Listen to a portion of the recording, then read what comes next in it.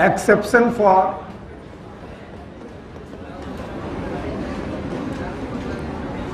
dihybrid cross.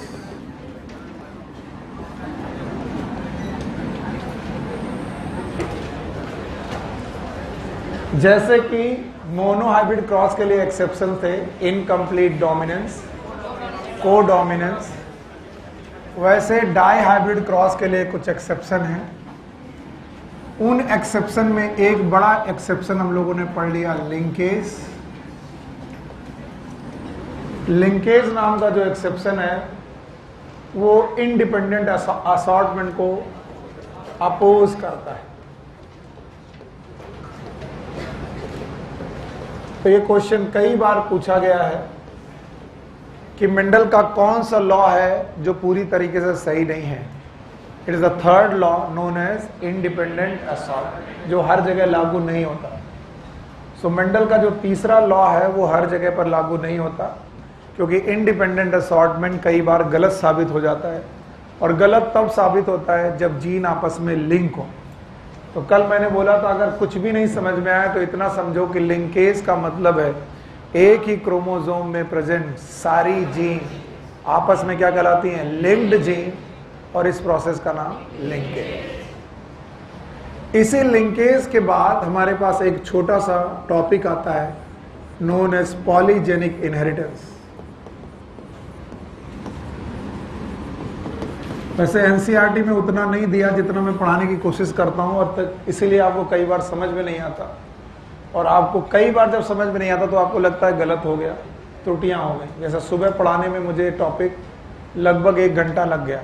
मुझे विश्वास है कि 15-20 मिनट का टॉपिक और 15 मिनट में ही खत्म कर देंगे। आप लोग कर देंगे?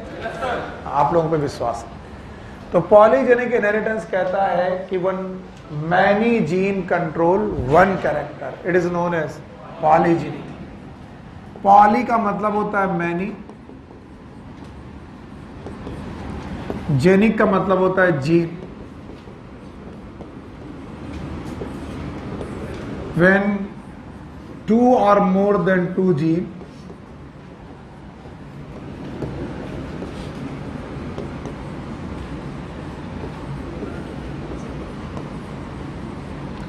when 2 or more than 2 genes control one character.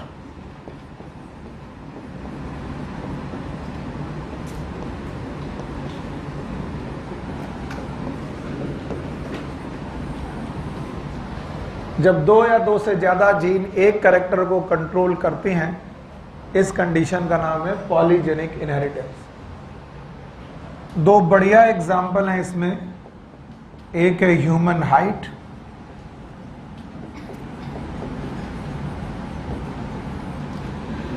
दूसरा है human skin colour.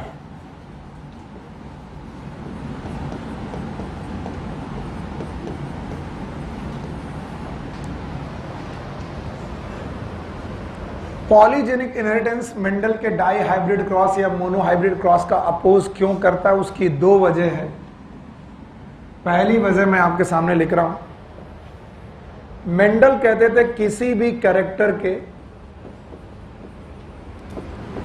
2 distinct trait मिलते थे। जैसे अगर आप हाइट को कंसीडर करें तो मटर के पौधे में या तो बंदा टॉल होता था या तो डॉर्फ। बीच का कोई मतलब नहीं है कि आधा टॉल आधा डॉर्फ, या कम टॉल या कम डॉर्फ। तो 2 डिस्टिंक्ट ट्रेट थे, या तो टॉल या तो डॉर्फ। अभी वो फ्लावर कलर लेते थे तो ऐसा कोई बीच का कलर नहीं आता था। फ्लावर कलर में भी डिस्टिंक्ट कलर आते थे, या तो वायलेट और या तो व्हाइट एटसेट्रा। वो जितने भी कैरेक्टर लेते थे, हर कैरेक्टर के 2 अल्टरनेट ट्रेट मिलते थे और डिस्टिंक्ट मिलते थे। लेकिन ना तो ह्यूमन हाइट के साथ ऐसा है कि बंदा परफेक्ट टॉल हो और परफेक्ट डॉर्फ हो, ऐसा नहीं है। बोलते हैं टॉल और डॉर्फ के बीच में there are so many gradation. हर तरीके का ग्रेडेशन मिल सकता है। अगर एक एंड पर आप 8 फुट 6 इंच के बंदे को रखते हो जो दुनिया का सबसे लंबा आदमी है, 8 फीट 6 इंच, और इधर आप लगते हो लगभग 1.5 से 2 फीट की कोई लेडी है जो दुनिया की सबसे छोटी लेडी है, तो इसका मतलब ये नहीं कि दुनिया में 2 ही तरीके के लोग हैं, या तो 2 फीट का या फिर 8 फुट 6 इंच का, ऐसा नहीं। आप 2 फीट से चले जाओ, हर तरीके का आदमी मिलेगा आपको, 2 से 2.5, पौने 3, 3, सवा 3, 3.5, 4, सवा 4। क्यों भाई साहब, आपकी हाइट कितनी है? 5 फुट 4 इंच, 5 फुट 5 इंच। कितने लोग हैं? हाथ उठाओ। वाह। 5 फुट 6 इंच, 5 फुट 7 इंच, और कुछ लोग हर बार उठा रहे हैं। 5 foot 8 inch, 5 foot 9 inch, 5 foot 10 inch, 5 foot 11 inch, 6 foot. वाह यार, 6 फुट वाले खड़े हो। 6 फीट वाले खड़े हो, गुड यार। और आप 6 फीट हो, फिर से नापो 3 बार। तुम भी 6 फीट हो, उनसे लंबे तुम हो। अच्छा, 6 foot 1 inch, 6 foot 2 inch, 6 foot 3 inch Amitabh Bachchan. अच्छा, मैं 5 फुट 10 इंच और सब राजन 4 फुट।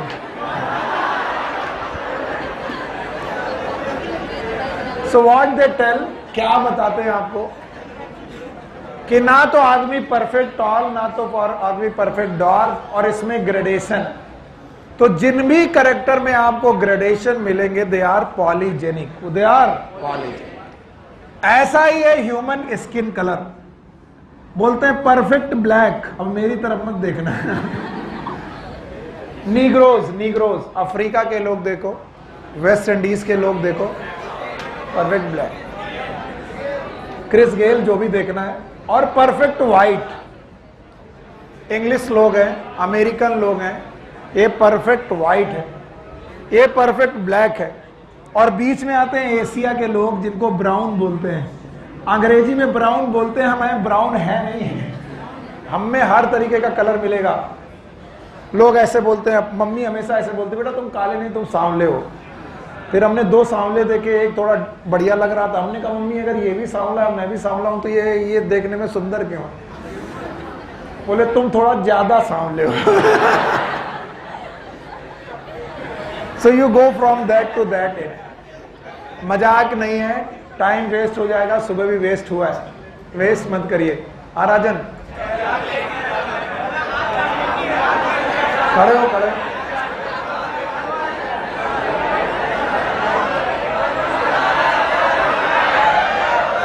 एक बार मैं मजाक ऐसे कर रहा हूं, प्लीज 5 मिनट के लिए मैं टाइम वेस्ट।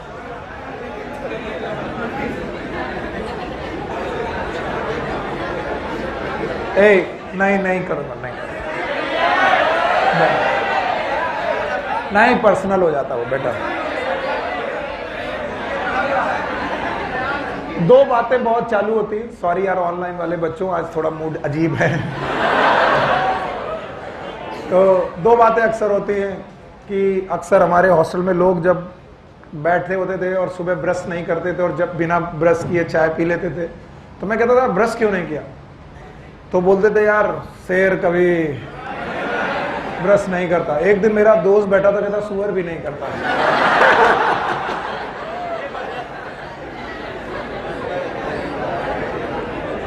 तो एक बार ऐसा ही हुआ कि आदमी जब काला होता है तो उसके पास बचने का एक ही उपाय होता है। हिंदुओं में एक ही उपाय है, काले तो भगवान भी थे। वो आप कहता है कि भाई काले तो भगवान भी थे, इसी तरह वो बचा लेता अपने आप को कि चलो, वो सोचने लगता कि मैं भी भगवान। तो जैसे ही कोई आदमी काला किसी को बोलता, बोले अरे हाँ काले तो भगवान भी थे। बोले और कैसे बच सकते हो, यही क्या कि बचोगे? तो एक दिन गुस्से में मेरे से निकल गया कि जब सुअर का बच्चा पैदा होता है बड़ा गोरा होता है।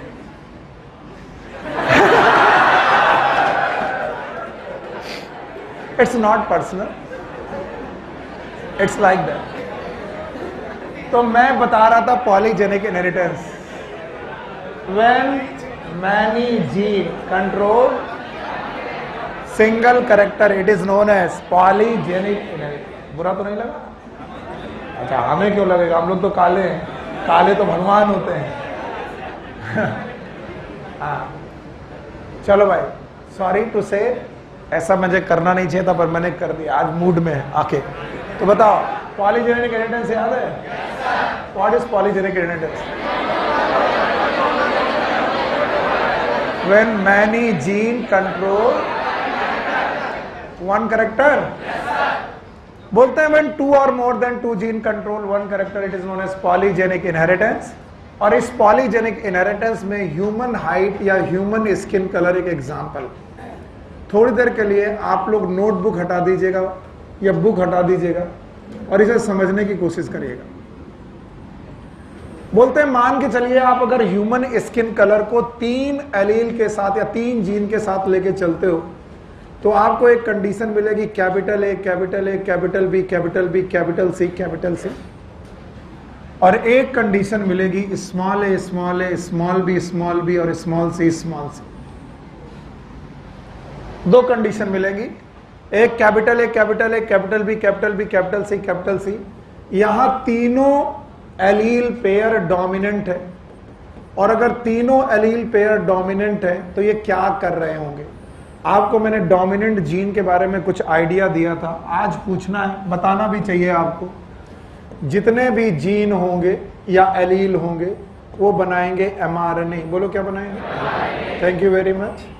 एमआरएनए से बनेगी प्रोटीन, प्रोटीन से बनेगा enzyme, thank you very much, और एंजाइम से होगी रिएक्शन, और रिएक्शन करने पर सबस्ट्रेट से बनेगा प्रोडक्ट, और प्रोडक्ट का नाम होगा मेलानिन। बोलो, तो कोई भी आदमी काला क्यों है, किस पिगमेंट की वजह से? मेलानिन। और मेलानिन आपको किस तरीके का पिगमेंट देगा? डार्क। तो कोई भी आदमी काला क्यों है? क्योंकि उसकी बॉडी में क्या है? मेलानिन। मेलानिन एक रिएक्शन से बना है, उसको बनाने वाला एंजाइम, उस एंजाइम को बनाने वाला प्रोटीन, प्रोटीन को बनाने वाला एमआरएनए, और एमआरएनए किससे बन रहा है? जीन से, and gene is present upon DNA. बड़ा सा स्टार बना करके यहां पर लिखना है, जो तुम शायद नहीं बोल पाओगे, और बुक बोल देती तुम सुन नहीं पाते। यहां पर जो ये मेलानिन कलर का पिगमेंटेशन है, ये किसी एक जीन से नहीं है, बल्कि एवरी एलील, बोलो every allele contribute in the melanin formation, every allele.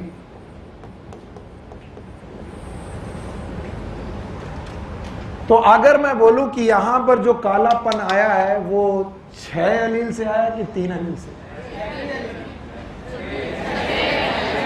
जवाब दो तो हम समझेंगे।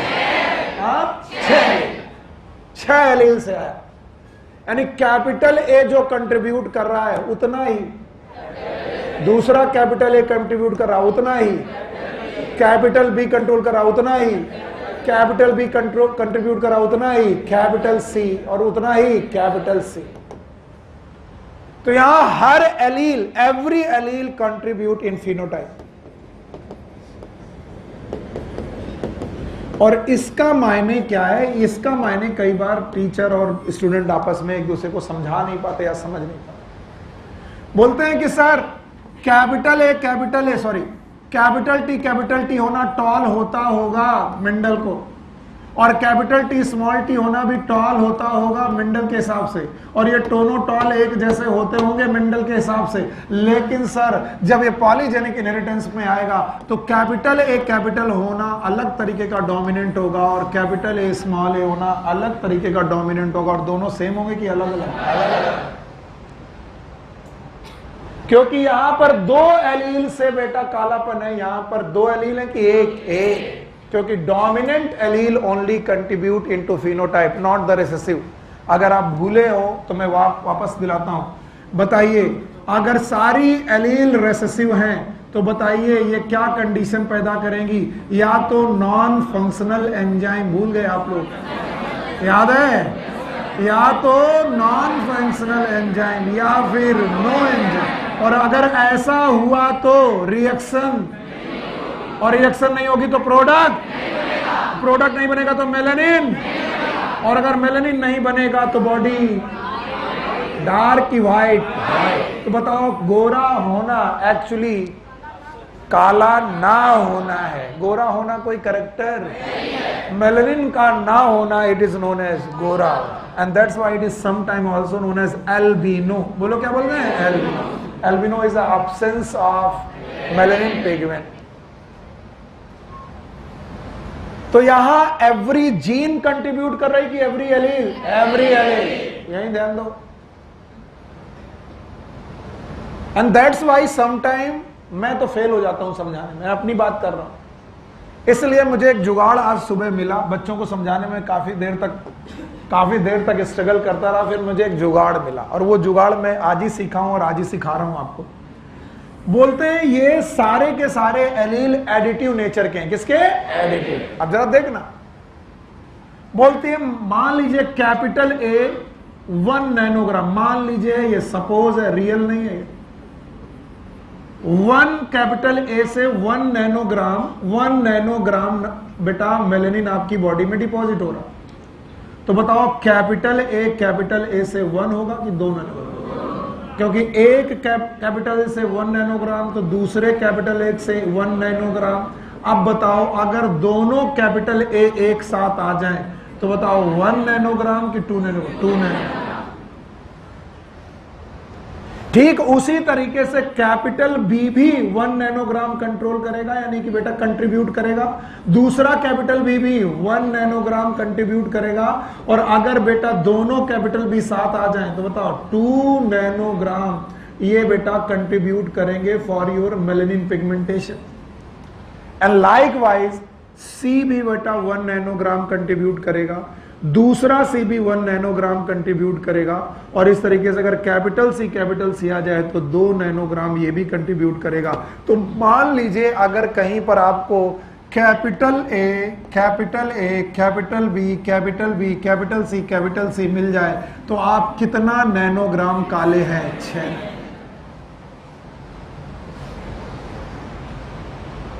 अब बताइए अगर आपको small A, small B, small सी मिल जाए तो बताइए ये 0 कंट्रीब्यूट करेगा, साथ में ये 0 कंट्रीब्यूट करेगा, और ये भी 0 कंट्रीब्यूट करेगा। बताइए यहां पर कोई भी डोमिनेंट एलील है कि नहीं है? नहीं है। तो बताइए आपके पास मेलानिन पिगमेंट होगा कि नहीं होगा? तो परफेक्ट ब्लैक और perfect white, and this is a perfect black. अब ध्यान सुनिए अगला पॉइंट। बोलते हैं क्या होगा सर जब capital A, small A, capital B और कैपिटल सी आएगा? तो मैं बोलूंगा यहां 6 नैनोग्राम था, यहां 5 नैनोग्राम होगा। तो बोले सर क्या होगा जब capital A, capital B, small B, capital C होगा? यहां भी 5 नैनोग्राम होगा। क्या होगा सर जब capital A, capital B, capital C, small C होगा? यहां भी 5 नैनोग्राम होगा। तो बोलेंगे चाहे ये जीनोटाइप ले लो, चाहे ये जीनोटाइप ले लो, चाहे ये जीनोटाइप ले लो, तीनों का फिनोटाइप सेम, क्योंकि तीनों में कितने एलील हैं जो कंट्रीब्यूट कर रहे हैं? 5। अगर कभी भी 5 एलील कंट्रीब्यूट कर रहे हैं तो उनके कालेपन में वेरिएशन आएगा कि सिमिलरिटी।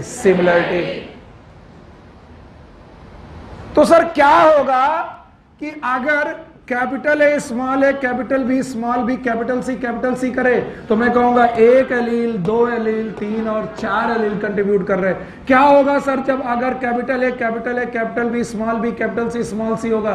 तब भी क्या होगा? 4। क्या होगा सर जब small A, capital B, capital C कर रहा है? ये भी क्या है? 4। तो जितना कालापन आपको ये देगा उतना ही कालापन ये देगा।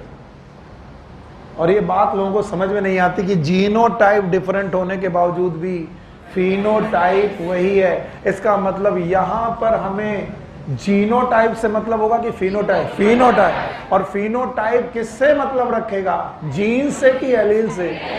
And every allele will add. और इसीलिए इस तरीके के इनहेरिटेंस का नाम होता है एडिटिव इनहेरिटेंस। बोलो, it is known as additive inheritance.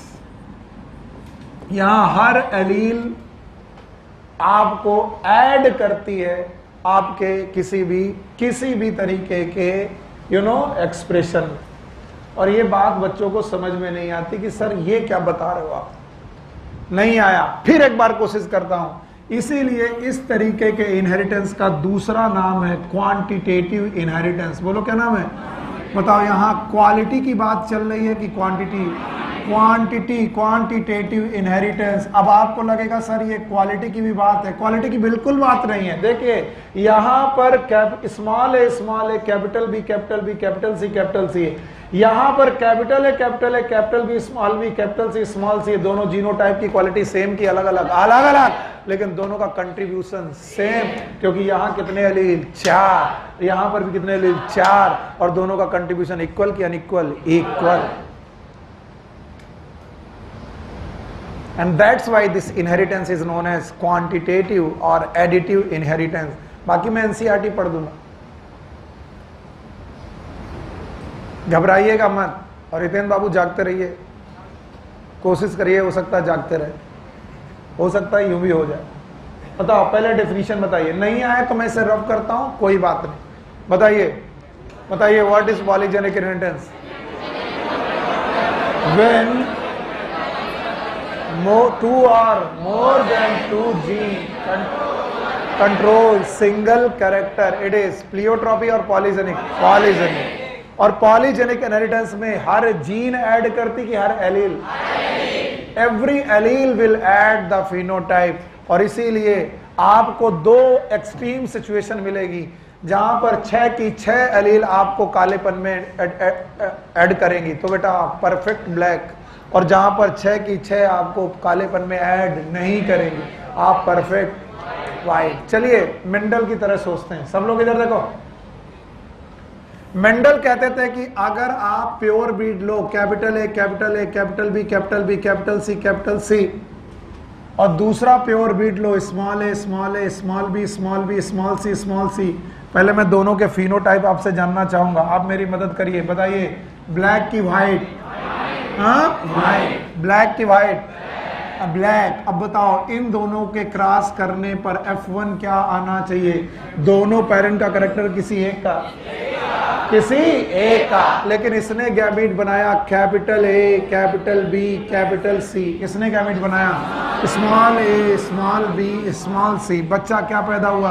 Capital A capital B capital C small C. Homozygous की हेटेरोजाइगस? लेकिन ए जीन डोमिनेंट है, बी भी डोमिनेंट है, सी भी डोमिनेंट है। तो बताओ ए भी डोमिनेंट, बी भी डोमिनेंट, सी भी डोमिनेंट, यहां पर भी डोमिनेंट, तो इनका और इनका डोमिनेंस एक ही जैसा आना चाहिए, पर ऐसा आया? बताइए ये रहा परफेक्ट ब्लैक, ये रहा perfect white, it is intermediate. फिर से बोलो। और इसी कुछ गुणों की वजह से ब्लेंडिंग इनहेरिटेंस दुनिया से खत्म नहीं हो पा रही है, क्योंकि skin colour is a perfect example of blending inheritance.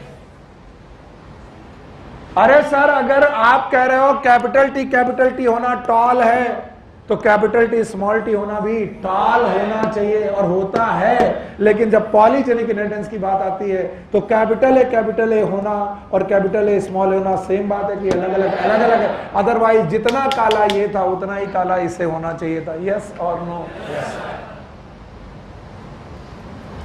क्यों? क्योंकि इसमें जीन ऐड कर रही कि allele? Allele. So every allele will add on your phenotype. तो मैं यहां पर वो लाइन लिख दे रहा हूं जो एनसीईआरटी में लिखी मिलेगी। Every allele add on phenotype, और that's why it is also known as additive inheritance.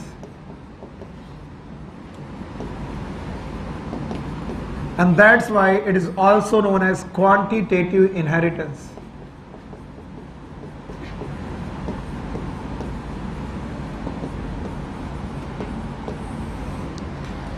और अभी F1 आया है और अभी F2 बाकी है।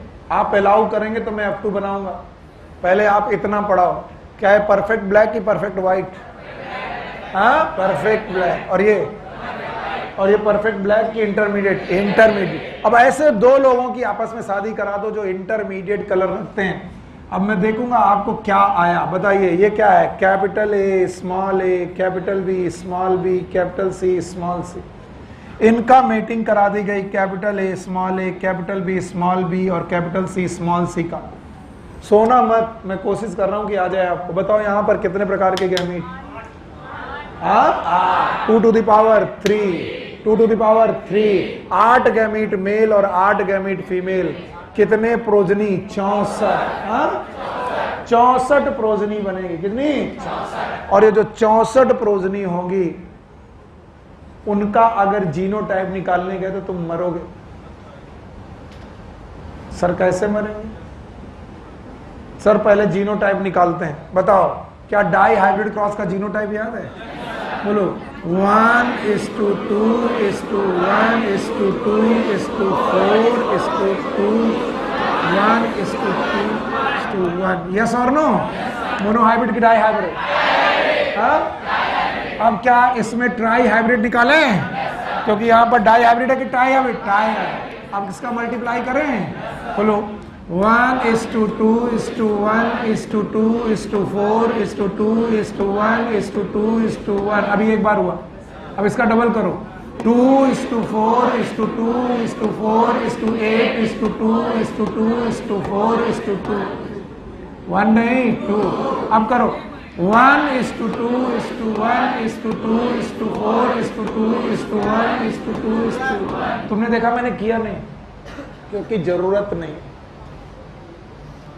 हम 64 जीनोटाइप को अलग अलग प्रकार के जीनोटाइप नहीं निकालना चाहते हैं। ये देख रहे हो 3 3 6 3 9 और फिर 3 बार, तो 3 बार 9 9 9, कितने जीनोटाइप आएंगे? 27। फिर से बोलो 27। तो हमें निकालने की जरूरत नहीं। और उन जीनोटाइप के फिनोटाइप भी बहुत अलग अलग प्रकार के आएंगे। इसलिए आपको सिखाया गया it is known as quantitative inheritance. और क्वांटिटेटिव इनहेरिटेंस का डिस्ट्रीब्यूशन सिखाया गया ग्राफ से। किससे बेटा? ग्राफ से। और जरा ग्राफ को समझने के लिए ध्यान दीजिएगा, मैं हटा दूं इसे। ग्राफ को समझने के लिए ध्यान दीजिएगा। ध्यान देने पर आपको कंडीशन मिलेगी। एक तरफ कंडीशन मिलेगी capital A capital A capital B capital B capital C capital C. दूसरी तरफ कंडीशन मिलेगी small A small A small B small B small C small C. इसके बाद आपको क्या क्या कंडीशन मिल सकती है? Capital A small A capital B capital B capital C capital C. और जो लोग ये जीनोटाइप देख रहे हैं वो मरेंगे। जो लोग भी ये जीनोटाइप देख रहे हैं वो मरेंगे। मैं पहले से बोल दे रहा हूं, इन लोगों को देखना चाहिए नंबर ऑफ एलील। बोलो कितने? 6। यहां पर 6 की 5। बोलो ये कितना है? 1 2 3 4 5। तो capital A small A capital B capital C जो कर सकता है वही काम capital A capital B small B capital C कर सकता है। वही काम capital A capital B capital C small C कर सकता है। यानी ये तीनों होना एक ही बात है कि अलग अलग? एक ही बात। नहीं आया? आया? और इसी तरह उन्होंने कहा कि बेटा अगला में क्या होगा? अब 2 हेट्रोजाइगस जाएंगे, capital A capital B small B और जाएगा कैपिटल सी और इसके बाद आएगा capital A capital B small B capital C small C. और अब चालू होंगे रेसेसिव होना, small A capital B capital C small C. अब आएगा small A small B capital C small C और finally small A small B small C. तो कुल मिलाकर के आपको जीनोटाइप काउंट करने का मन करे तो अपने मन को मनाना करना बेकार है। काउंट करना, काउंट एलील करने। क्या करने? एलील। अब बताओ यहां पर कालेपन को कितने लोग कंट्रोल करे? 6। यहाँ 4, यहाँ 3, यहाँ 2, यहाँ 1, यहाँ 6। तो जहां पर कंट्रीब्यूशन 0 है वहां पर मेलेनिन में 0 होगा? No sir. और इस तरीके से ऐसे मेंबर जो मिलेंगे बेटा वो परफेक्ट ब्लैक की परफेक्ट और इस तरीके की। तो यहां 6 क्या है? नंबर की एलील। फिर से बोलो तो यहाँ कालेपन को कितने लोग? 6, यहाँ 5, यहाँ 4, यहाँ 3, यहाँ 2, यहाँ 1, यहाँ 0। तो बोलते हैं जो लोग ये गिनेंगे वो लोग फिर से गिने। बताइए यहाँ पर कितने एलील ब्लैक कर रहे हैं? यहाँ पर, यहाँ पर, यहाँ पर, यहाँ पर, यहाँ पर और यहाँ पर। और बोलते हैं इसका एक रेशियो होता है जो हर बार सेम आएगा। It is 1:6 1:15:20:15:6:1। यानी एक बंदा ऐसा मिलेगा जो परफेक्ट काला होगा उस क्रॉस में, और एक बंदा ऐसा मिलेगा जो परफेक्ट गोरा होगा उस क्रॉस में। किस क्रॉस में? F1 के क्रॉस में। 6 बंदे ऐसे होंगे जिनमें कालापन 5 एलील से होगा। 6 बंदे ऐसे होंगे जिनमें कालापन 1 एलील से होगा। अगले 15 बंदे ऐसे होंगे जिसमें कालापन 4 डोमिनेंट एलील से होगा। अगले बेटा 15 ऐसे होंगे जिसमें 2 एलील से कालापन होगा। और 20 बंदे ऐसे मिलेंगे जिनमें 3 एलील से कालापन मिलेगा। और इसलिए ये आपको एक ग्राफ शेप में मिलेगा, और इस ग्राफ को बेल शेप कंट्रीब्यूशन बोलते हैं, जिसमें 1 इज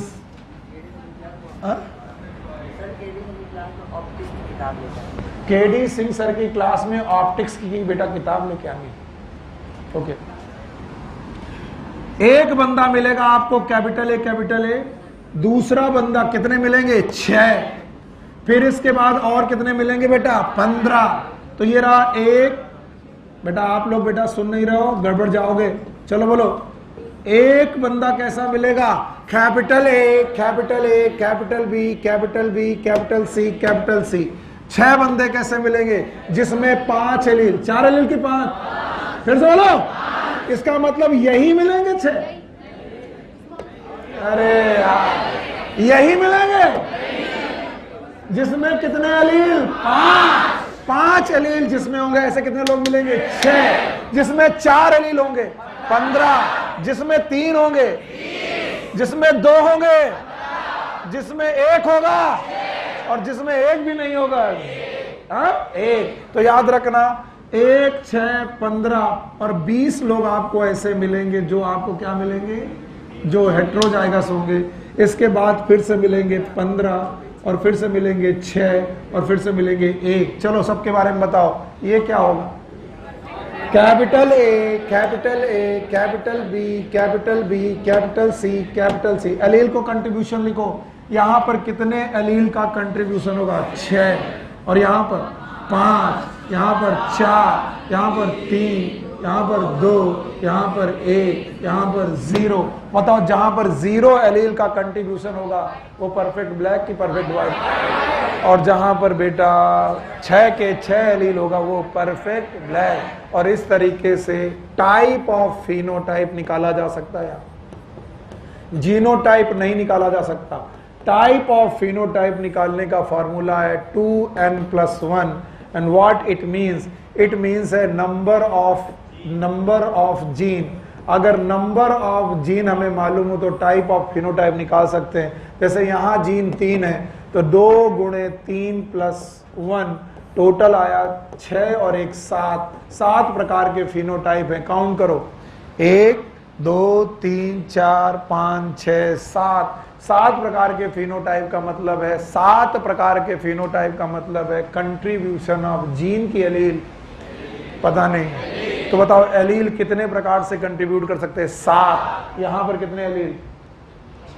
6। 7 प्रकार। यहां कितने एलील? 6। तो 7 प्रकार में से एक प्रकार 6 है, दूसरा प्रकार, तीसरे प्रकार में 4 एलील, चौथे प्रकार में, 5वें में 2, और 6ठे में 1, और 7वें में no allele can contribute the coloration. तो बताओ कलरेशन को कंट्रीब्यूट ना करना भी एक कलर है, एंड दैट इज ब्लैक की वाइट। अभी भी नहीं आया। तो यहां पर हर जीन कंट्रीब्यूट कर रहा कि हर एलील? हर एलील। और बोलते हैं अगर मान लीजिए ये डाई हाइब्रिड क्रॉस की बजाय, सॉरी, ये 3 एलील के बजाय 2 एलील से होता तो क्या कंडीशन होती? चलो बताओ। 2 एलील से capital A, capital A, capital B, बाकी सो गए भाई, इधर बोलो small A small A small B. दूसरा capital A capital B small B, sorry capital A capital B. तीसरा कैपिटल ए कैपिटल बी। अब रेसिव चालू करो, स्मॉल ए कैपिटल बी। अब बताओ अगर ऐसा होता तो ये भी 2n की पावर +1 फॉलो करता, वेयर 2 × 2 + 1, 2 दूनी 4 और 1 5। तो बताओ यहाँ पर कितने फिनोटाइप मिलते हैं? 5। 5 में से इसमें कितने एलील कंट्रीब्यूट कर रहे हैं? 4, इसमें 3, इसमें 2, इसमें 1 और इसमें 0, और इनका रेशियो मिलता 1:4:6:4:1। किसी को कोई मतलब नहीं, वो तो मैं जानता हूं। तो बोलो 8 गैमीट मेल के और 8 गैमीट फीमेल के, टोटल प्रोजेनी कितनी? 64 गिनो 1:6:15:20:15:6:1 गिनो। 15 6 21 और 1 और 22 उस तरफ, 22 दूनी 44 और 44 और 20 64।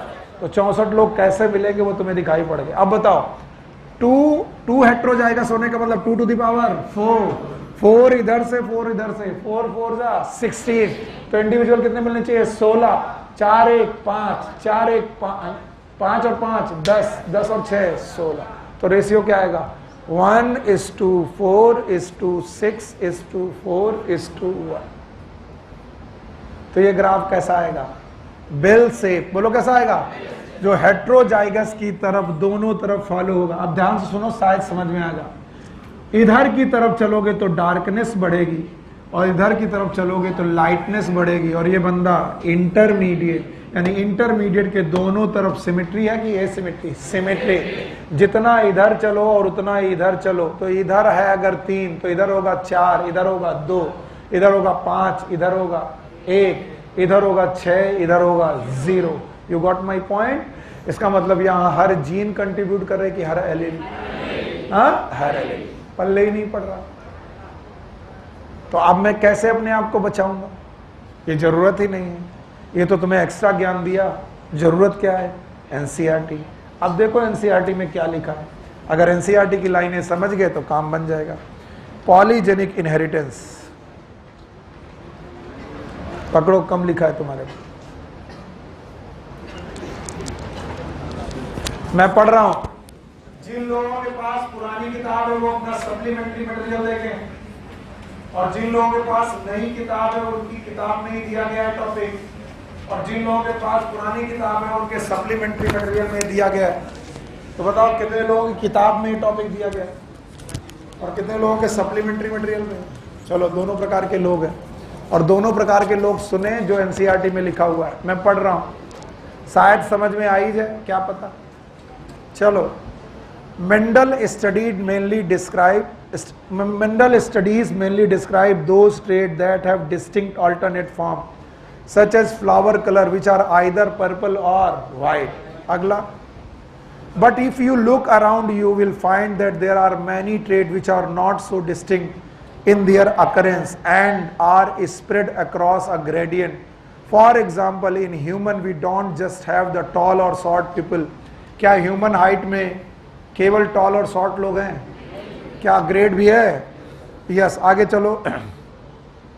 As two district alternative but a whole range of possible height, such trait are generally controlled by 3 or more gene and are thus called as polygenic trait. तो डेफिनेशन बताओ, what is polygenic trait? When any character controlled by 2 or more than 2, it is known as polygenic. Beside the involvement of multiple genes, polygenic inheritance also take into account the influence of the environment. The human skin color is another classic example for this. In a polygenic trait, the phenotype reflects the contribution of each allele. Please underline. Contribution of each gene or each allele. Each allele. फिर से पढ़ रहा हूं। In a polygenic trait, the phenotype reflects the contribution of each allele. फिर से बोल रहा हूं 3 बार। In phenotype, each allele will contribute the phenotype. किस केस में? Polygenic inheritance. तो बताओ नॉर्मल कंडीशन में कैपिटल टी जो होना है और कैपिटल टी स्मॉल टी होना सेम है कि डिफरेंट? सेम। लेकिन पॉलीजेनिक इनहेरिटेंस में कैपिटल टी और कैपिटल टी स्मॉल टी होना सेम है कि डिफरेंट है? डिफरेंट।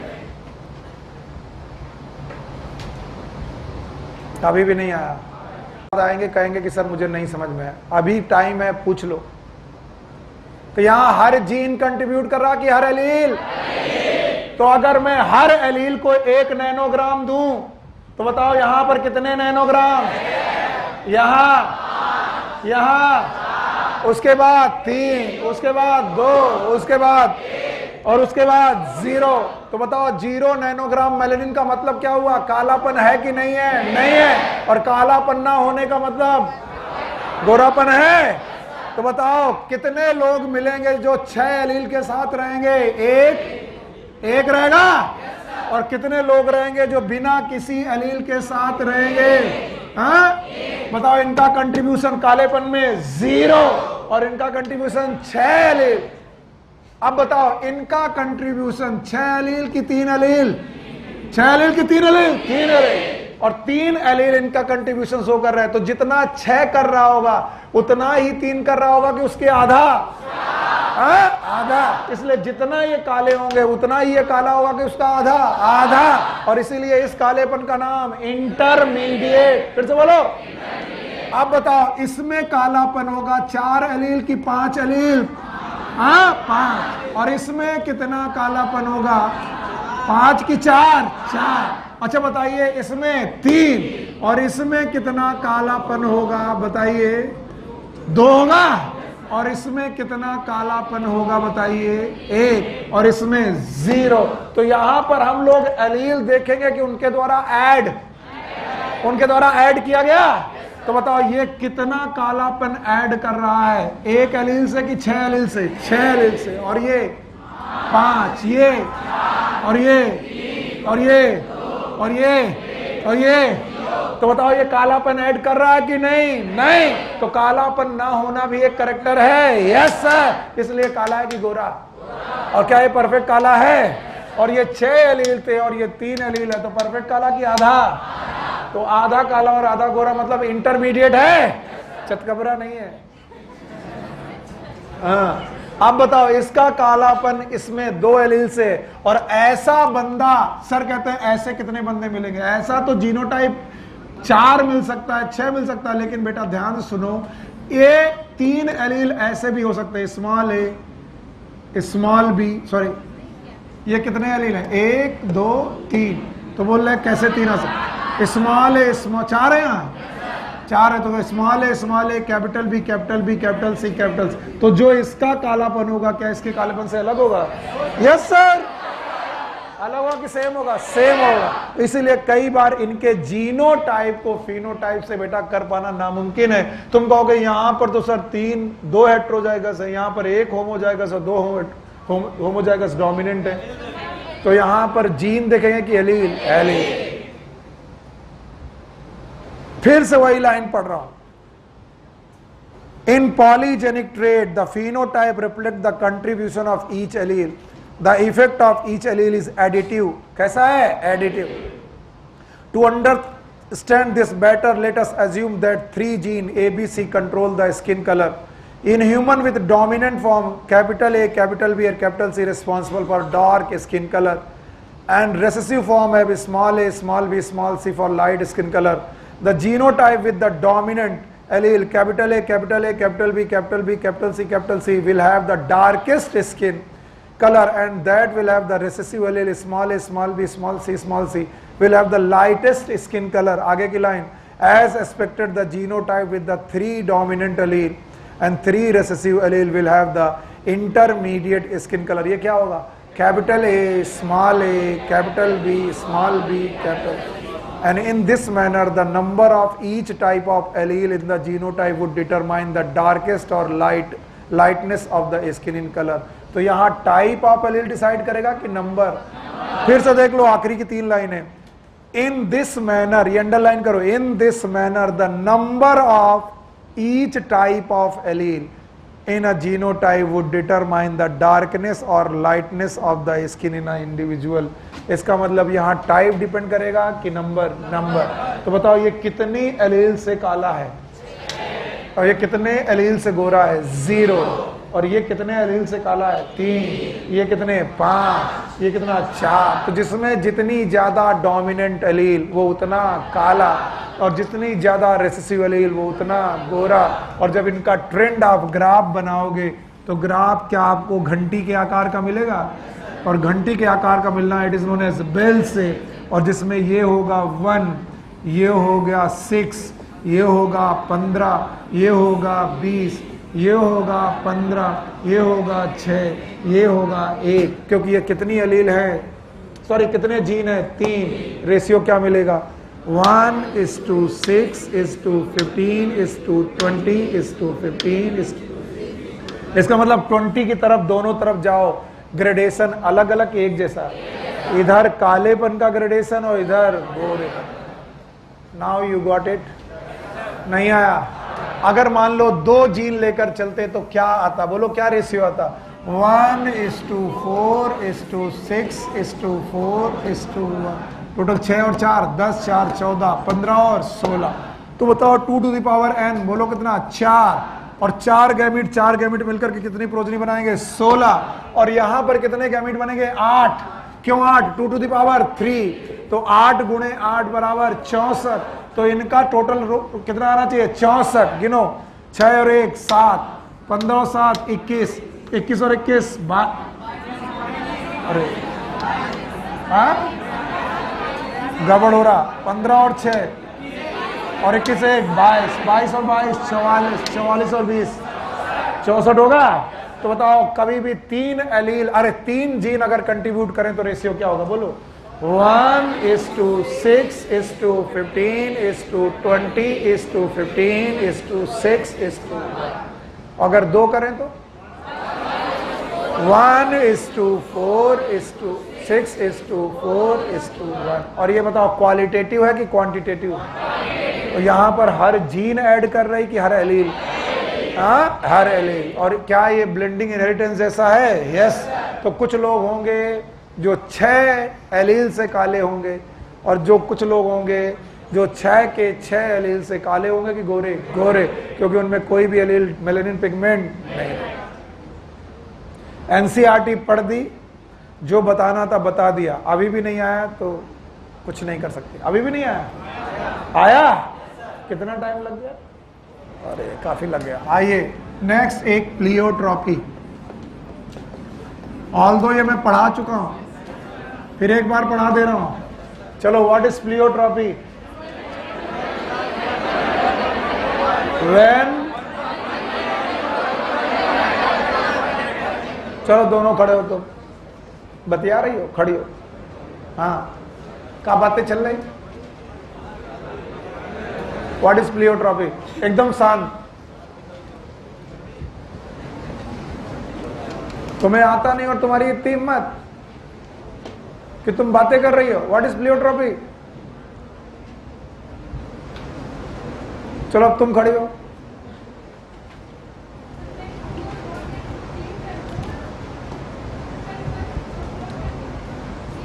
हाँ, तुम्हारी सहेली बताने की कोशिश कर रही थी. तुम खड़ी हो बगल में. हाँ. What is pleiotropy?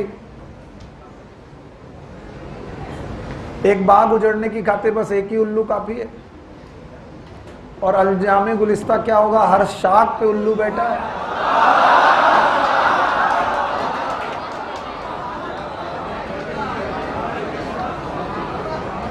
बैठो.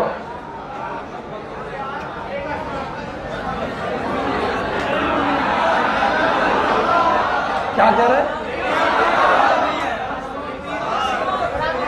Once more. उल्लुओं को समझ में नहीं आता.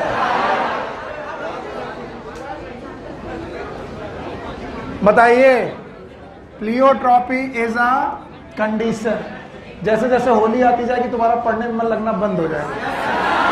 When one gene controls more than one character. जब एक जीन एक से ज्यादा कैरेक्टर को कंट्रोल करे, इस कंडीशन का नाम प्लियोट्रॉपी। हाँ, राजन खड़े हो। कैपिटल बी जीन स्टार्च बनाती थी, capital B small B starch बनाती थी, स्मॉल बी इनएफिशिएंट स्टार्च बनाती थी। और जब हम शेप देखते थे, क्या देखते थे? शेप। तो बताओ कैपिटल बी कैसा शेप देती थी? Dominant shape.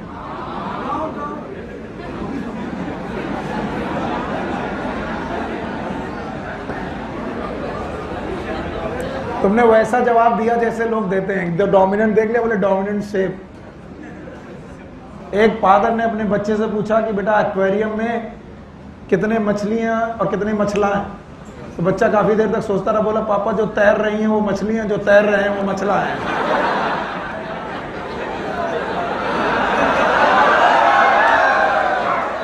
और राजन की हालत वही है कि डोमिनेंट देखा और बोला डोमिनेंट शेप। बताओ राउंड की रिंकल्ड? Round wrinkled. रिंकल्ड। अगला क्वेश्चन जवाब दे दोगे, राजन बैठा देंगे। बताओ ये 1 कि 2? 3। अबे आइटम ये 1 और ये 2 होगा और ये 1 और ये दोनों मिला करके राउंड। तो 2 और 1 4, तो 3 कैसे हो गया? राउंड। और रिंकल कितना? 1 रेशियो। और 3:1 डोमिनेंट की इनकम्प्लीट? डोमिनेंट। तो अगर मैं ये एलील देखूं शेप के लिए, किसके लिए? तो ये डोमिनेंट है कि इनकम्प्लीट? डोमिनेंट। क्या यही जीन हमारे साइज को भी कंट्रोल कर रही है?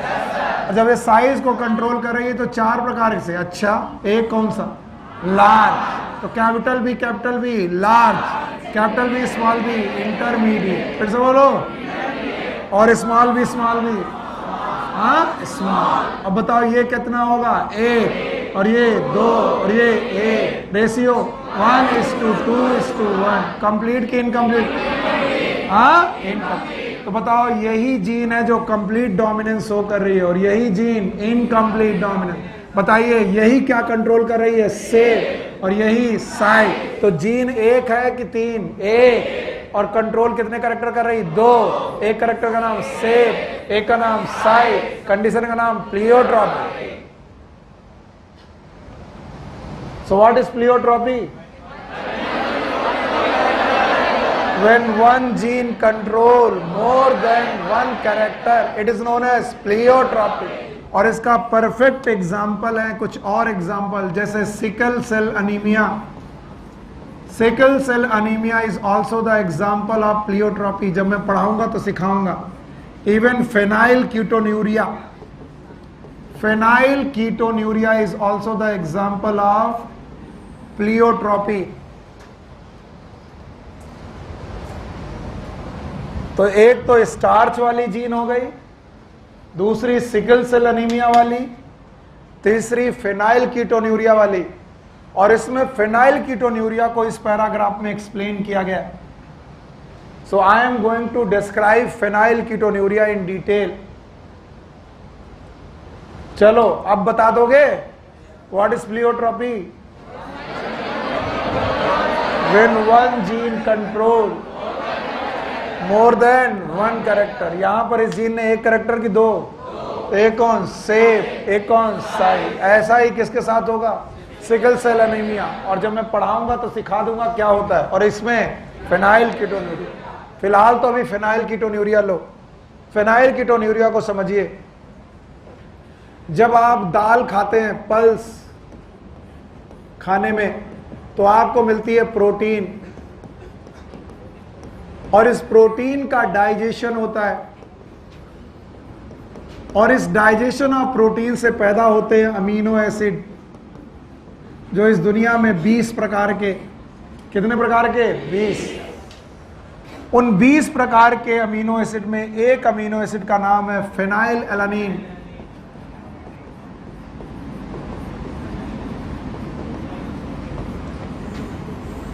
तो अगर मैं पूछूं आपकी बॉडी में फेनाइल एलानिन कहां से आया, तो आप बोलोगे फूड से। आपने खाना खाया, दाल खाई, प्रोटीन मिली, डाइजेशन हुआ, अमीनो एसिड मिला और फेनाइलएलानिन नाम का एक अमीनो एसिड आपकी बॉडी में आ गया।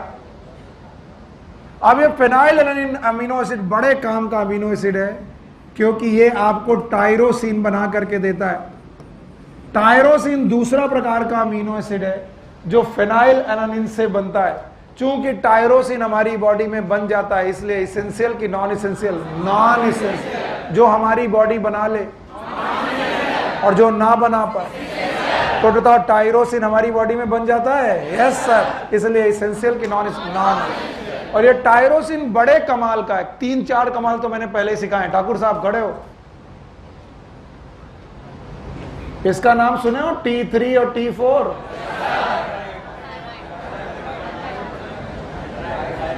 बताओ, होली में चित्रकूट जा रहे हो? इधर आओ, इधर आओ। कुछ दिन आते हो, कुछ दिन नहीं आते, क्यों? हाँ, तबीयत खराब थी? आपकी बार जब भी पापा या मम्मी या कोई गार्जियन आए तो हमको यहां पर मिलवाओ। कल आए थे, अगली बार जब भी आएंगे हमसे मिलवाओगे, ठीक? और गुटखा भी खाने लगे? आ करो, आ खाने लगे बेटा।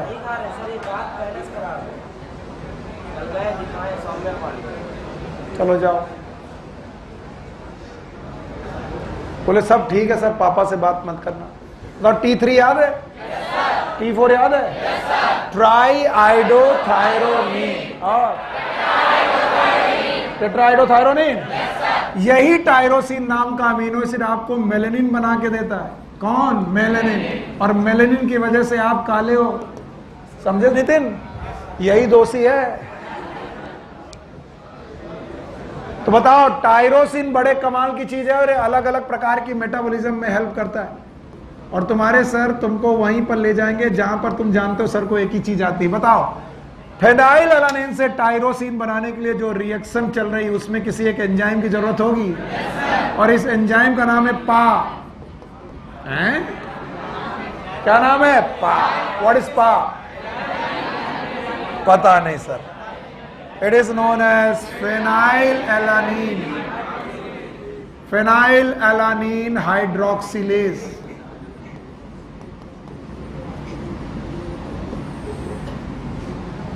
बोलते हैं अगर ये एंजाइम है तो इसको बनाने के लिए वी नीड प्रोटीन। बाकी तुम्हें मालूम है सर तुम्हें कहां पहुंचाएंगे। और प्रोटीन बनाने के लिए क्या चाहिए? mRNA। और mRNA किससे बनता है? DNA। और डीएनए में होती है जीन। क्या होती है? जीन। चलो, जैसा डीएनए वैसा एमआरएनए, वैसी प्रोटीन, वैसा एंजाइम, वैसा रिएक्शन, वैसा प्रोडक्ट। अब सुनो, कुछ लोगों में ये जीन खराब हो जाती है, डिस्टर्ब हो जाती है, बेकार हो जाती है, मैल फंक्शनिंग हो जाती है। और अगर जीन मैल फंक्शनिंग हो गई तो आगे की चीजें रुक जाती हैं। एमआरएनए नहीं बनता, प्रोटीन नहीं बनती, एंजाइम नहीं बनता, तो हम खाना भी नहीं खाते। खाते हैं। खाना थोड़ी ना छोड़ देंगे, खाना खाते हैं। और क्या मिलता है? फेनाइलएलानिन हम खाते जाते हैं, हमारी बॉडी में एक्यूमुलेट करता है। क्यों? क्योंकि फेनाइलएलानिन को कहां कन्वर्ट होना था? टायरोसिन। और टायरोसिन में कन्वर्ट करने वाला एंजाइम बन रहा कि नहीं बन रहा? नहीं बन रहा। It is known as one gene one enzyme. क्या खराब हुआ? तो क्या खराब हो गया? एंजाइम। और एंजाइम खराब हुआ तो रिएक्शन चालू रही कि बंद हो गई? बंद हो गई। तो फेनाइलएलानिन जो आप खा रहे हो वो टायरोसिन बनाया कि नहीं? नहीं। तो रिएक्शन आगे गई कि रुक गई? तो क्या बढ़ने लगा? फिर से बोलो। और अगर फेनाइलएलानिन बढ़ने लगा बॉडी में तो ये कन्वर्ट हो गया, बनाया फेनाइल पायरुविक एसिड। इसने फेनाइल पायरुविक एसिड नाम का कंपाउंड बनाया। और भाइयों बहनों, यही फेनाइल पायरुविक एसिड आपकी ब्रेन में गया, और ब्रेन में जाने पर आपको मेंटल रिटार्डेशन कर दिया। बच्चों को अक्सर ये मेंटल रिटार्डेशन कर देता है। और चूंकि बेटा फेनाइलएलानिन ने टायरोसिन बनाना बंद कर दिया है, तो टायरोसिन बनाना बंद कर दिया तो मेलेनिन बनाना बंद हो गया होगा। इसके लिए reduction in body colouration, body के कलर में रिडक्शन हो जाएगा, बॉडी का कलर गड़बड़ होने लगेगा, रिडक्शन इन हेयर कलरेशन, आपके हेयर का कलर भी बेकार होने लगेगा या फिर व्हाइट कलरेशन आने लगेगा। और साथ में यही pyruvic acid, phenyl pyruvic acid के कंपाउंड यूरिन में पास होने लगेंगे। और मैंने आपको मिया और रिया पढ़ाया था। Whenever there is a mia related with blood, whenever it is ria it is urine.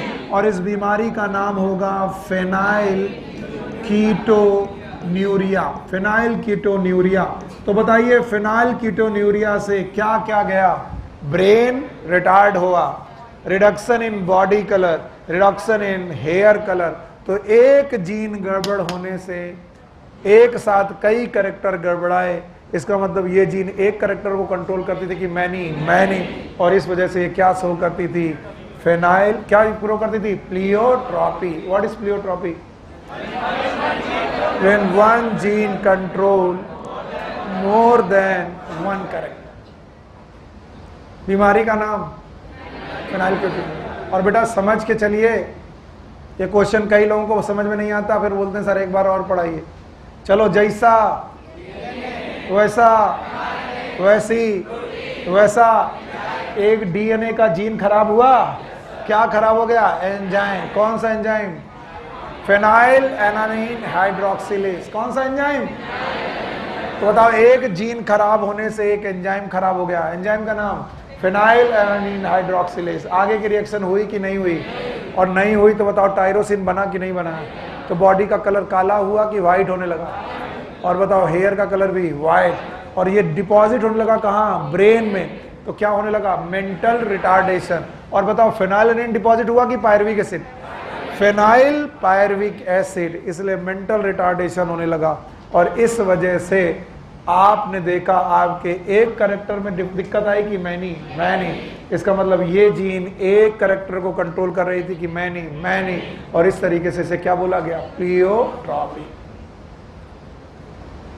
हटा दें।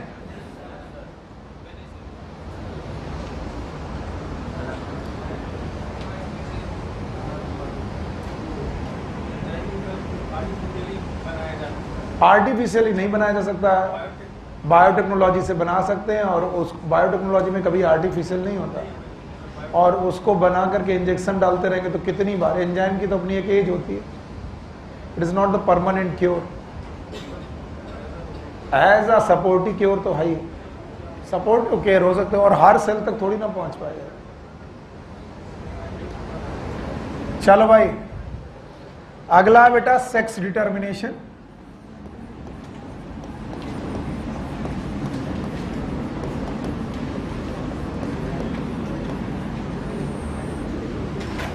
एकदम शांत। बोलते हैं सेक्स डिटर्मिनेशन जब तक नहीं बेटा ढूंढा गया कि सेक्स कैसे पता चलता है, कौन मेल हो जाता है कौन फीमेल हो जाता है। बहुत सारे बायोलॉजिस्ट और बहुत सारे जूलॉजिस्ट के लिए ये एक बड़ी खतरनाक बात थी, लोग समझ नहीं पाते। अचानक कोई बच्चा मेल कैसे हो जाता है और अचानक कोई बच्चा फीमेल कैसे हो जाता है। आपको याद होगा मेंडल के बारे में कि मेंडल ने 1865 में अपना काम किया, और कब तक रीडिस्कवरी नहीं हुई? 1900। फिर 1900 में जब रीडिस्कवरी हुई तो लोगों ने मान लिया कि हाँ मेंडल सही थे। क्यों? पता नहीं। अरे जागो यार, क्या मान लिया 1900 में? क्योंकि 1900 में कम्युनिकेशन इजी हो गया था, इंस्टाग्राम आ गया था। फिर क्योंकि क्या ढूंढा जा चुका था? क्रोमोसोम। फिर से बोलो। तो जब तक क्रोमोसोम की डिस्कवरी नहीं हुई तब तक सेक्स डिटर्मिनेशन, पहचान पाना कि सेक्स में कौन मेल होगा कौन फीमेल होगा, बहुत बड़ा इशू था। इशू को डील कर रहे थे एक साइंटिस्ट, इनका नाम है हैंकिंग। अपनी बुक में अंडरलाइन कर लेना। सन था 1891। अब बताओ 1891 में क्रोमोसोम डिस्कवर हो चुका? भूल गए? कब डिस्कवर हुआ है? 1900। तो बताओ हैंकिंग जब काम कर रहे थे तब क्रोमोसोम डिस्कवर थे कि नहीं? नहीं।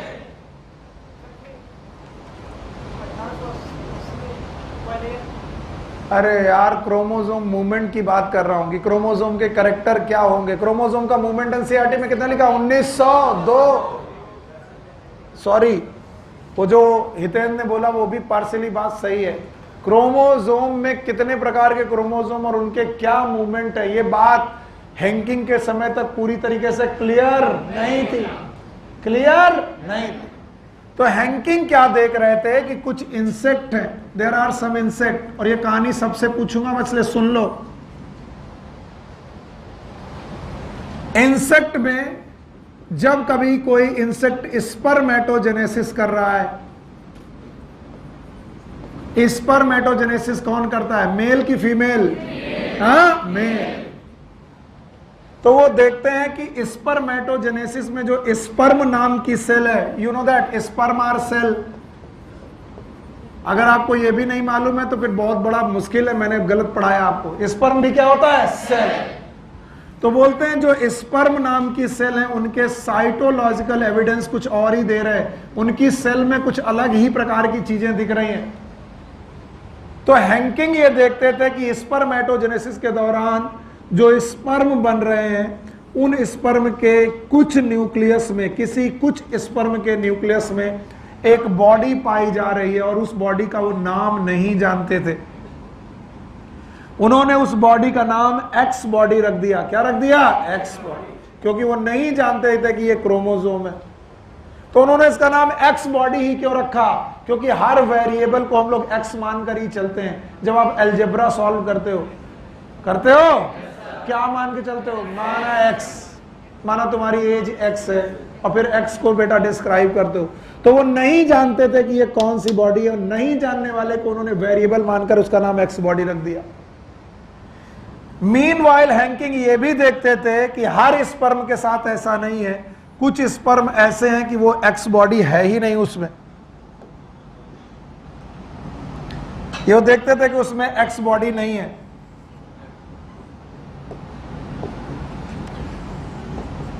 तो बताओ स्पर्म एक प्रकार के कि दो प्रकार के? दो। एक प्रकार में क्या है और एक प्रकार में एक्स बॉडी नहीं है। वो इसे बोलते थे हेट्रोगैमीट्स। हेट्रोगैमीट का मतलब सिमिलर गैमीट की डिसिमिलर? डिसिमिलर। इसका मतलब स्पर्म सिमिलर थे कि डिसिमिलर? डिसिमिलर। तो स्पर्म एक प्रकार का कि दो प्रकार का? एक में क्या है और एक में एक्स बॉडी नहीं है। एक और बात वो देखते थे कि बेटा फीमेल जब भी ओवा बना रही थी, उन्होंने फीमेल का साइटोलॉजिकल एविडेंस नहीं लिया। फिर से सुनो, उन्होंने फीमेल का साइटोलॉजिकल स्ट्रक्चर नहीं देखा, बल्कि देखा कि फीमेल जब भी गैमीट बना रही है तो वो ओवा बना रही है। उनको इस बात से मतलब नहीं था कि ओवा में एक्स बॉडी है कि नहीं है, पर वो बोलते थे ओवा बन रहे।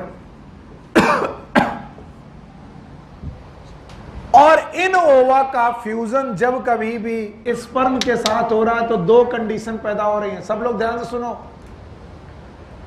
बोलते हैं ओवा जब ऐसे स्पर्म के साथ फ्यूज हो जाए जिसमें एक्स बॉडी है। क्या बेटा? X body. तो याद रखना, इस फ्यूजन ऑफ ओवा से जो भी पैदा हो रहा है वो फीमेल है।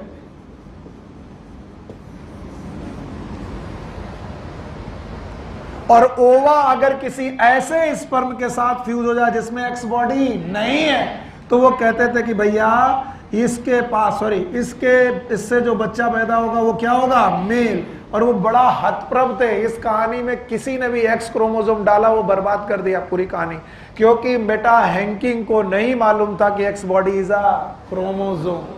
तो पहले इस कहानी को सुनाओ। ईयर,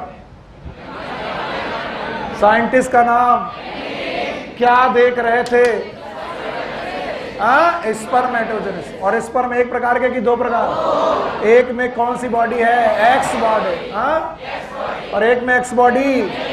जो एक्स बॉडी वाला है वो अगर ओवा के साथ फ्यूज करे, किसके साथ? ओवा के साथ, फीमेल गैमेट के साथ फ्यूज करे तो क्या पैदा होगा? फीमेल। और जिसमें एक्स बॉडी नहीं है वो अगर ओवा के साथ फ्यूज करे तो मेल। ये जो इतना रहस्यमय लग रहा है ये बहुत आसान हो गया जब क्रोमोसोम की डिस्कवरी हो गई। और क्रोमोसोम की डिस्कवरी के बाद लोगों ने कहा कि क्रोमोसोम बेटा किसी की बॉडी में दो प्रकार के होते हैं, एक का नाम होता है ऑटोसोम। बोलो क्या नाम? इनका सेक्स से कोई रिलेशन नहीं होता, ये मेल में और फीमेल में बराबर पाए जाते हैं। और दूसरे क्रोमोसोम होते हैं सेक्स क्रोमोसोम। तो बेटा हैंकिन का जो एक्स बॉडी था वो एक्चुअली क्या निकला? Sex chromosome. और चूंकि हैंकिंग ने उसका नाम एक्स बॉडी रखा था, इसलिए हैंकिंग की याद में उस क्रोमोसोम का नाम आज तक क्या कहा जाता है? X chromosome.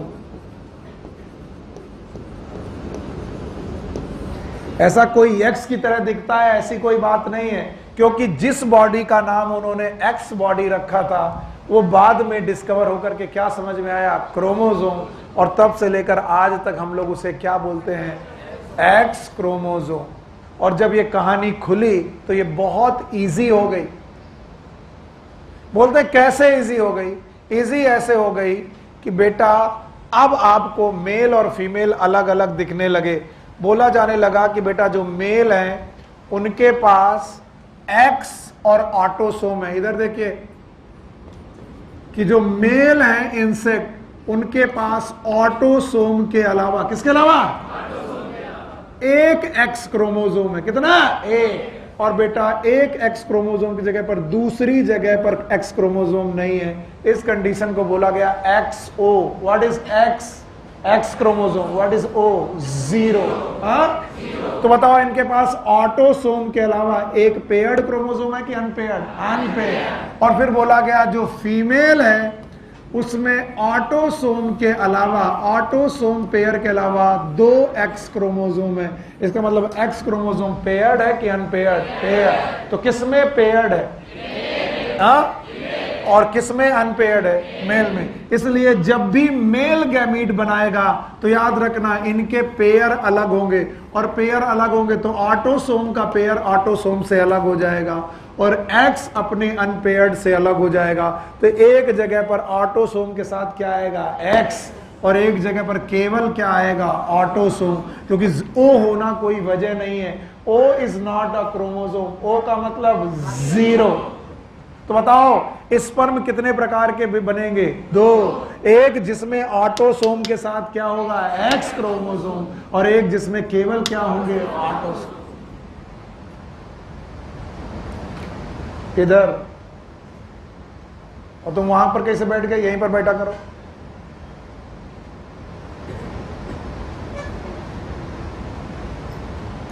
एक जिसमें क्या है? ऑटोसोम के साथ एक्स क्रोमोसोम, और एक जिसमें केवल क्या है? ऑटोसोम। इसका मतलब उसकी जगह पर एक्स क्रोमोसोम की जगह कुछ है? नहीं है। बोलते हैं ओ क्रोमोसोम। ओ क्रोमोसोम मतलब जीरो। तो बताओ कितने प्रकार के गैमीट? 2। एक कौन? Autosome plus x chromosome. और यहां पर ऑटोसोम। तो बताओ स्पर्म एक प्रकार का कि 2 प्रकार का? 2। और इसीलिए होमोगैमीट के हेट्रोगैमीट? हेट्रोगैमीट।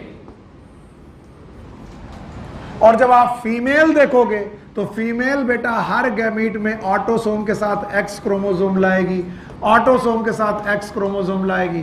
तो मान लीजिए किसमें एक क्रोमोसोम की कमी होगी? पता नहीं। क्या यहां ऑटोसोम, यहां ऑटोसोम है? बराबर है।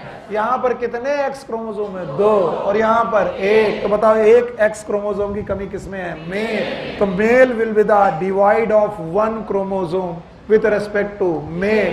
फीमेल, फीमेल में एक क्रोमोसोम ज्यादा और मेल में एक क्रोमोसोम कम। और इसलिए फीमेल के सारे गैमीट एक जैसे। इट इज होमोगैमेटिक की हेट्रोगैमेटिक? और इस कंडीशन को इन्होंने होमोगैमेटिक कहा। अब अगर कहते हैं मैं सारे ऑटोसोम हटा दूं तो क्या होगा? यहां का ऑटोसोम, यहां का ऑटोसोम, यहां का ऑटोसोम। अगर मैं ऑटोसोम को कंसीडर करना बंद कर दूं तो स्पर्म में एक स्पर्म में एक्स होगा और एक स्पर्म में एक्स नहीं होगा। This condition is known as XO condition. बोलो क्या? XO condition. और यहां पर दोनों ओवा में क्या होगा? एक्स। और बोलते हैं जब ओवा सारे एक जैसे और स्पर्म 2 प्रकार के, तो आइए प्रोजनी बनाएं। प्रोजनी पुनेट स्क्वायर से बनाना आसान होता है। बताइए मेल के स्पर्म कितने प्रकार के? 2। एक कौन? एक्स, दूसरा ओ, जिसमें एक में एक्स क्रोमोसोम, एक में ओ क्रोमोसोम। एक में ऑटोसोम के साथ एक्स और एक में केवल O का मतलब जीरो, और एक में X क्रोमोसोम और दूसरे में भी X क्रोमोसोम। बताइए X और X, मेल की फीमेल? फीमेल। और X और X? फीमेल। बताओ X और O, और X और O, तो बताइए रेशियो कितना आया? 1:1। तो हर बार प्रोजनी में या तो लड़का होगा या तो लड़की।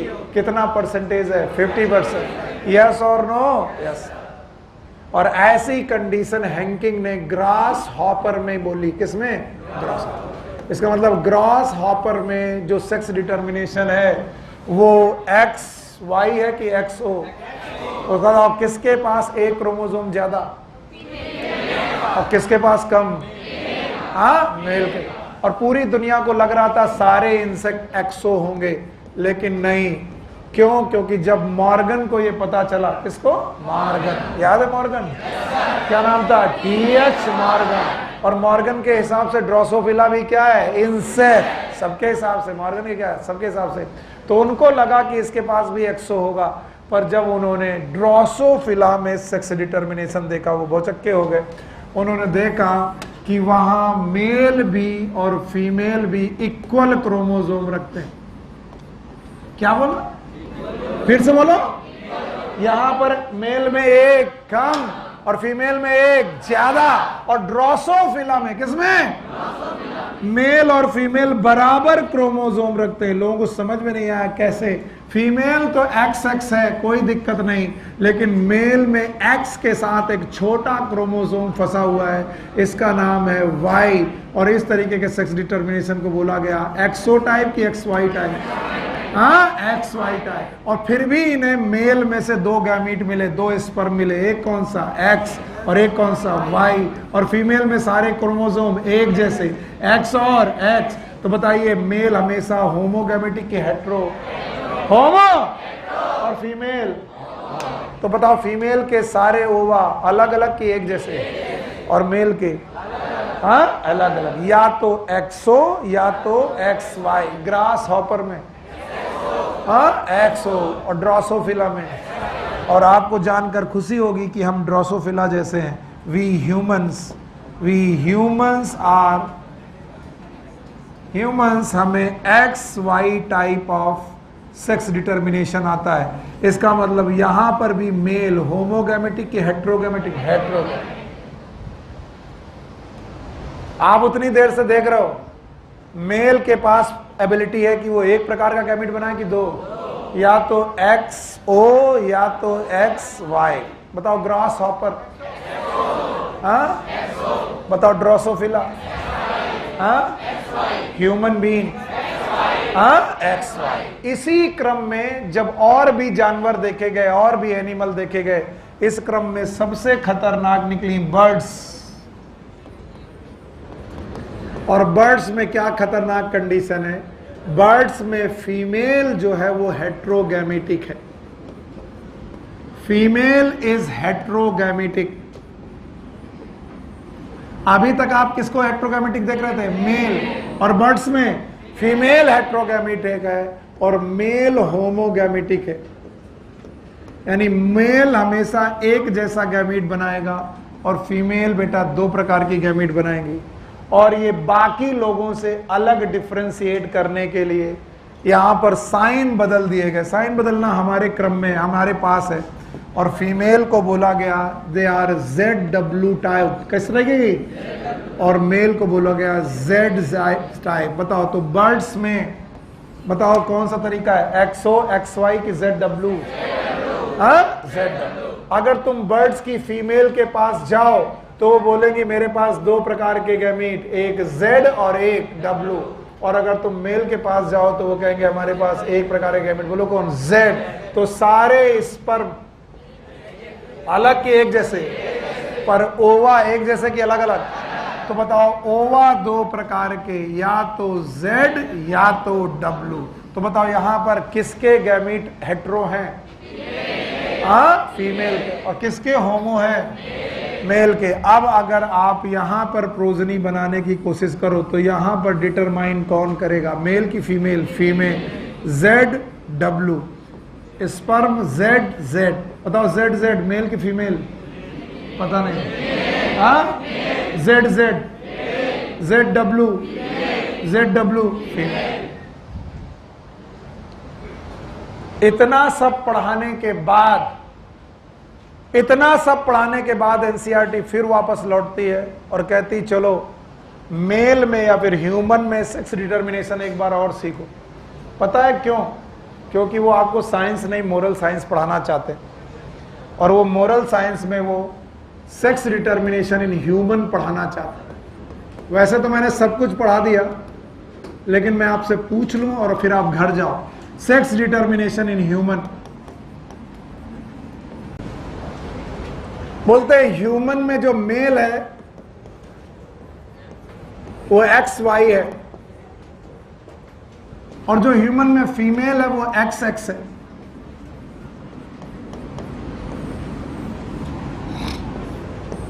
सौरभ बाबू खड़े हो। ऐसा मैं केवल विलेज के लिए नहीं बोल रहा हूं, बहुत पढ़े लिखे लोगों के साथ भी ये होता है। हालांकि मैं यहां पर विलेज में नाम लिख रहा हूं, लोग गांव के लोग थोड़ा गुस्सा हो जाएंगे, लेकिन नहीं, विलेज और सिटी का इससे कोई लेना देना नहीं। इसका लेना देना है आपके मेंटल स्टेटस से। लेकिन ज्यादातर विलेज के लोगों को मूर्ख ज्यादा बनाया जाता है और वो पढ़े लिखे कम होते हैं, इसलिए उनका नाम मैं ज्यादा ले रहा हूं। कई बार पढ़े लिखे लोग सब कुछ जानते हुए भी गलती करते हैं। वो गलती क्या है कि जब भी बेटा गांव में फीमेल के पास या फिर माँ जब भी बच्चे को जन्म देती है, मदर बेटा जब कभी भी बच्चे को जन्म देती है, ध्यान से सुनो, तो या तो लड़का होगा या तो लड़की है। अगर वो गर्ल चाइल्ड को पैदा करती है तो आप जरा सोच के देखिए, आप सब लोग अपने समाज में सोच कर देखिए, किसे दोष दिया जाता है? हाँ, तमाम सासों ने अपनी बहुओं को घर से बाहर निकाल दिया। बोले बेटा तुम्हारे 4 बेटियां थी, 5वीं फिर बेटी हो गई। और लोग पुत्र प्राप्ति की आकांक्षा में बेटा क्रिकेट टीम पैदा किए बैठे। हमारे बगल में एक पंडित जी रहते हैं, चले गए आजकल। उनकी 7 बेटियां हों, और वो कहते थे जब तक पुत्र होगा नहीं, मजाक नहीं है, पढ़े लिखे तहसीलदार। और जब 8वां पुत्र हुआ तब उन्होंने कहा कि अब ठीक है। पढ़े लिखे इंसान को पुत्र चाहिए। बोलते बिना पुत्र प्राप्ति के मोक्ष नहीं मिलेगा। व्हाट इज मोक्ष? You know that? बोले जब तक अग्नि बेटा नहीं लगाएगा तब तक मोक्ष नहीं मिलेगा। अरे जब तुम मरी गए हो, सड़ो गलो का करो, सब मोक्ष ही है। तो यह अजीब सी बात है कि मां को ही दोषी साबित किया जाता है। और कई बार तो डिवोर्स हुए, मारपीट होती गांव में लेडीज को, मतलब अभी बेबी पैदा हुआ, पति आया पी करके, फिर बिटिया पैदा हो गई, देख गुस्सा। वो कह रही हम क्या करें? फिर लोगों ने कहा कि देखो बिटिया पैदा करना किसके हक में। बोले ये कहानी सबको सिखानी चाहिए, आप लोग भी सिखाइए। जितने लोग को एजुकेट करेंगे उतना अच्छा होगा। फीमेल कहती है मेरे पास तो X और X क्रोमोसोम है, और मेल के पास है X और Y। तो मेरा ओवा तो हमेशा से चाहता है कि X जाए। अब इस X के साथ तुम्हारा X मिक्स हुआ तो हम क्या करें? लड़का हुआ कि लड़की? हाँ? और X के साथ तुम्हारा X मिक्स हुआ तो क्या हुआ? लड़की। अब तुम डिसाइड करते हो कि X के साथ Y आया तो लड़का, X के साथ Y आया तो लड़का। इसका मतलब लड़का होगा कि लड़की होगी? फीमेल डिसाइड करेगा कि मेल। तो जैसे ही लड़की हो मार किसे पड़नी चाहिए? जैसे लड़की हो आ जा बेटा, दे गुस्सा। यस और नो? और सुनो, नीम हकीम इसके बड़ा फायदा उठाते हैं। कैसे भैया? प्रोबेबिलिटी। एक क्वेश्चन परसों कोई मेरे पास एक क्वेश्चन लेके आया, उसने बोला सर 5 लड़कियां हैं, अब छठे लड़के होने की क्या प्रोबेबिलिटी? अरे पगले, सिक्का उछलेगा या तो हेड या तो टेल, लड़का या तो लड़की। तो हर बार प्रोबेबिलिटी कितनी परसेंट? 50%। और सुनील सर बेटा पढ़ाई लिखाई कर रहा थे, बंद हो गए, बन गए बाबा। क्या बन गए? बाबा। और बाबा बन करके बैठे, कोई काम चल नहीं रहा, और बाबा बैठे, और बाबा जी बैठे हुए, तभी तक वहां पर एक बहुत बढ़िया सा एक लेडीज आई। बोले बाबा आप पहुंचे हुए लगते, बताओ लड़का होगा कि लड़की? लड़का चाहिए। हमने कहा तथास्तु, तुम्हें क्या होगा? लड़का, क्योंकि I am confident there is high probability. कितना? 50। कितना परसेंट? 50% प्रोबेबिलिटी होना इज अ लो प्रोबेबिलिटी क्या है? और बहुत ज्यादा प्रोबेबिलिटी है कि बेटा लड़का ही होगा, और लड़की भी हो सकती है। लड़का और लड़की होने की प्रोबेबिलिटी इक्वल की अनइक्वल? इक्वल। तो हमने कहा जाओ तथास्तु, लड़का ही होगा, और सौभाग्य से लड़का और वो दौड़ के आई, बोले आपकी कृपा से। अब बाबा क्या कहते हैं? हाँ कन्या, मुद्रा। अब बाबा जी के ऊपर चढ़ावा आया, सेब, फल, पैसा, बड़े पहुंचे हुए बाबा है। अब ये बाबा ने एक बार तो मार लिया था, और दूसरे गांव की एक बिटिया और आई, उसने कहा बाबा लड़का हमको भी होना चाहिए। बोले तथास्तु, और हो गई लड़की। Because there is a equal probability of लड़का एंड लड़की। अब वो लाठी लेकर आए, बोले नहीं लाठी मारोगे नहीं, गड़बड़ है, तुमने पूजा सही से नहीं कराई, अब की बार पूजा ज्यादा लगेगी। उसने फिर से कोशिश करी, और फिर से अगली बार लड़का हो गया। बाबा फिर से पहुंचे हुए। वाह, ऐसे बाबा इस दुनिया में बहुत हैं। हाँ, तो दो चीजों से बचना है। सौरभ खड़े हो। पहली बात, किसी बाबा के पास जाना नहीं है। और दूसरा, अगर किसी को मार पड़े तो अपने आप को जाकर के 2-3 डंडे लगाना, क्योंकि लड़का होगा कि लड़की होगा, it is a decide by male और फीमेल, मेल नॉट बाई। तो जितना साइंस जरूरी है उतनी मोरल्स। हरियाणा में जाओ, तुम्हें मिलेगा देखने को कि लोग लड़कियों को मार रहे हैं, फिटिसाइड कर रहे हैं, पता लगाते हैं कि लड़का होगा कि लड़की होगा, और गर्भ में मार दे रहे हैं। और तुम्हें लगता होगा हरियाणा में ये एवरीवेयर। आप एक बार एमबीबीएस करो, फिर आपके पास तमाम लोग आएंगे, बोले साहब डॉक्टर साहब कान में एक बात कहनी। बोलो हाँ बोलो। बोले डॉक्टर साहब क्या?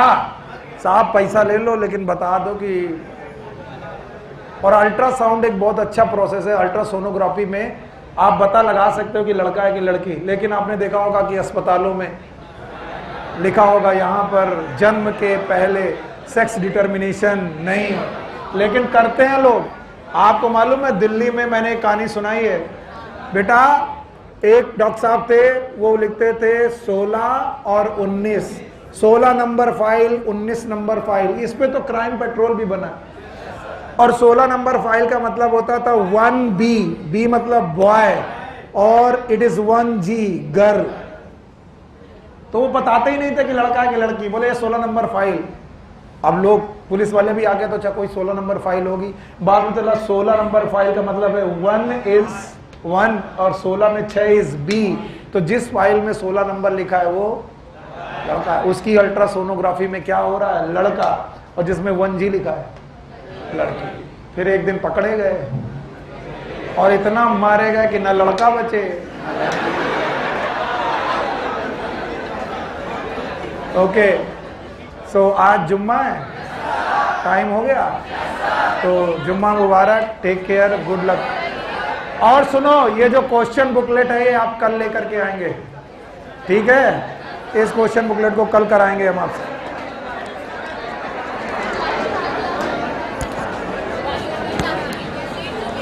आप बायोलॉजिकल क्लासिफिकेशन का सीन कल लेकर आइए, कल मैं कराऊंगा। आंसर लगे अगली बार से जरूरी नहीं लगेगा।